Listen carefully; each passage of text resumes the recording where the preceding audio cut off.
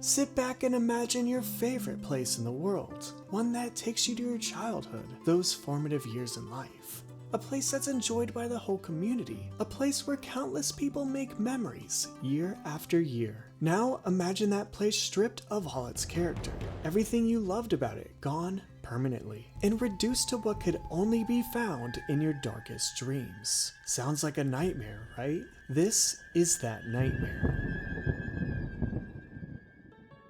Kennywood in its early years was dreamlike. At the turn of the 20th century, the up-and-coming Pittsburgh picnic park had a promising future. With new trolleys and a 12,000 square foot dance hall, the park continued to invest in new attractions to draw crowds. In the 1901 season, Kennywood introduced one of the world's earliest boat dark rides, the Old Mill. Powered by a water wheel, the Old Mill took riders through dark, narrow canals and themed sets. In the ride's earliest years, park management changed the theme of the Old Mill every few seasons to attract customers year after year. Even though the ride track stayed the same, the attraction itself was outfitted differently to keep it fresh. Not much is known about the first iteration, but it is assumed to have been a spooky theme. Soon after, the ride took on a fairy tale floats theme, then the Panama Canal for 3 years during the construction of the actual Panama Canal, and then Rapid Gorge, with earlier themes returning for a few seasons. In the mid-1920s, only 2 decades after opening, the Old Mill ride burned to the ground. But the park saw so much value in the attraction that they weren't ready to move on despite the major loss. Park management decided to completely reconstruct the Old Mill, reopening it in 1926. Kennywood maintained a steady business plan during the Great Depression of the 1930s. Kennywood, like many businesses, struggled through these difficult years. But the park survived thanks to the stability and success of its popular dance hall and beloved existing attractions. The rebuilt ride was a staple in the park's lineup. Decades passed, and by 1974, park management decided the Old Mill could use another overhaul, now being remodeled to an Old West design. With an updated theme, the ride operated under the easy-to-remember, simple-to-say name, Hard-Headed Harold's Horrendously Humorous Haunted Hideaway. Like versions of the ride before, the attraction had guests board small boats seating 2 riders per row. They floated through dimly lit passageways, taking guests through indoor and semi-outdoor scenes of the Old West, including a saloon, a graveyard, a blacksmith's forgery, a jail, and more. With skeletons and old-timey characters throughout, the ride had an ambience and feeling about it.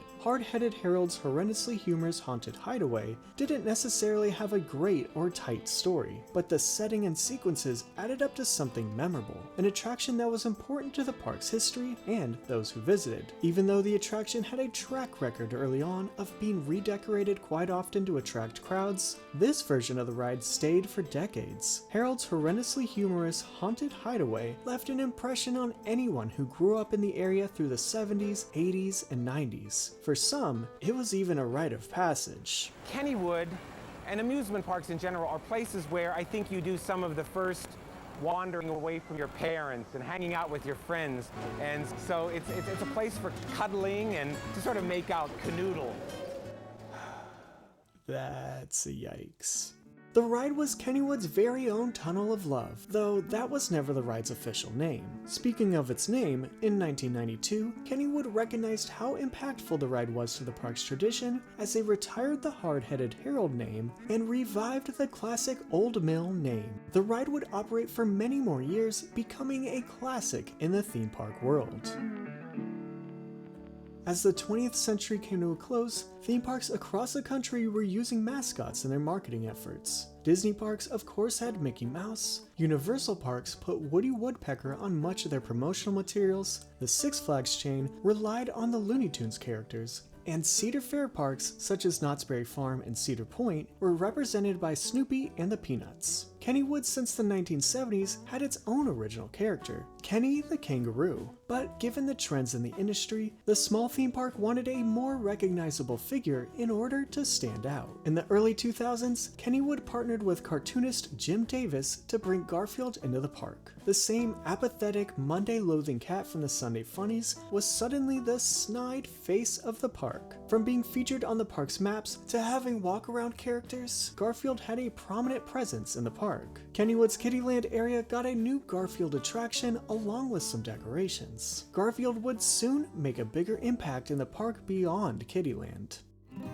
At this time, park management recognized the 100-year-old Old Mill attraction was becoming difficult to maintain and didn't justify its large footprint. The decision was made to close the Old Mill after a century of operation. The ride was a Kennywood tradition, but regardless, it would serve its final season of operation in 2003. Kennywood opted not to tear down the ride building as the park has a rich past and prides itself in preserving that history. Despite preparing to overhaul the attraction, the existing infrastructure and ride system were in the park's plans for a new experience, a ride that would appeal to visitors and would potentially sell more merchandise. Kennywood put together a small budget to transform the attraction. The park made improvements to the attraction's ride system, but the major changes would be in its theme. The historic Old Mill ride, as Kennywood settled on, would soon be the first major attraction for the park's recently acquired character, Garfield. Given the magnitude of Garfield, holding the world record for being the most widely syndicated comic strip, it would be easy to assume the lovable, sarcastic cat was deserving of one of the best rides Kennywood has ever built. After all, Kennywood changed the theme of the former Old Mill year after year early on to draw crowds. Wouldn't a well-done Garfield attraction accomplish that same goal? Well, the budget had many limitations. The two main drawbacks of the ride's development were its tight budget and the antique ride system. Since the upcoming Garfield attraction would use the same ride system as the defunct Old Mill, it would be restricted to an incredibly low capacity. Essentially, the boat ride could accommodate about as many riders per day as a high-capacity ride could accommodate in a few hours. With that in mind, Kennywood didn't want the ride to have a high demand that would cause long waits and lines that would extend beyond the queue space. The park's solution was to cut corners and make it a less appealing ride than they were capable of. In an incredibly in-depth article about the attraction's development written by Boaz Frankel of Very Local, the attraction's creator Larry Kirshner was told, quote, "We can't make it too great because too many people would want to ride it," unquote. With their standard set, Kennywood collaborated with Jim Davis and Hollywood Productions, owned by Larry Kirshner. Originally, Kirshner wanted to incorporate elaborate CGI and animatronics, but due to the limitations in the budget, ride system, and, well, expectations for the attraction, he went in a simpler direction. The ride's creators took a more fundamental approach, choosing to format the ride in a way Garfield was most famous for, comic strips. They would create panels and captions for riders to float by, in addition to show scenes. As for the story they would tell, Kirshner and his company, Halloween Productions, specialized in haunted attractions, so it was fitting for them to come up with a darker setting. They settled on a nightmarish concept that would take riders through Garfield's darkest dreams. And so, the attraction earned its new name, Garfield's Nightmare. While Halloween Productions had many restrictions, even being told the ride couldn't be too good, the team put together their best effort forward given the circumstances. They crafted character cutouts and set pieces, giving the ride a classic haunted house feel. Once the set pieces were installed and the ride got its new overlay, Garfield's Nightmare was soon to become everyone's nightmare. After a quick retheme and turnaround, Garfield's Nightmare opened May 1st, 2004. The bulky Garfield and Odie costume characters got into one of the ride's small boats and dispatched for the attraction's inaugural voyage. At the time, the attraction was something new, something fresh for guests to do. There was an excitement about it that would soon turn to disappointment. It was a slow-paced ride that, by design, was suitable for kids, but by execution, it was a bit intense. Just inside the ride, guests were immediately met with blatant, unashamed product placement, introducing riders to the attraction's signature stark black light style. Garfield's Nightmare had a story of Garfield taking a satisfying nap after a gluttonous episode. Once asleep, he would be devoured by his most dreadful dreams. Riders wore 3D glasses and experienced this string of nightmares one by one. No two scenes really had anything to do with each other outside of the loose setup of Garfield falling asleep. Each scene, connected by confined hallways covered in disturbing paint splatters, was introduced with a static comic strip that roughly related to what riders were about to witness. The twisted scenes were all nightmares you would expect from a cat, scenes of Garfield's world turned vile. The nightmare started with a cutthroat ice cream truck sneering at Garfield. Next was a menacing mail carrier and a devilish dog with razor-sharp teeth. The nightmare then showed riders a sinister spider, a gruesome goldfish, and a vicious visit to the vet. The ride continued with the chubby cat's worst nightmare.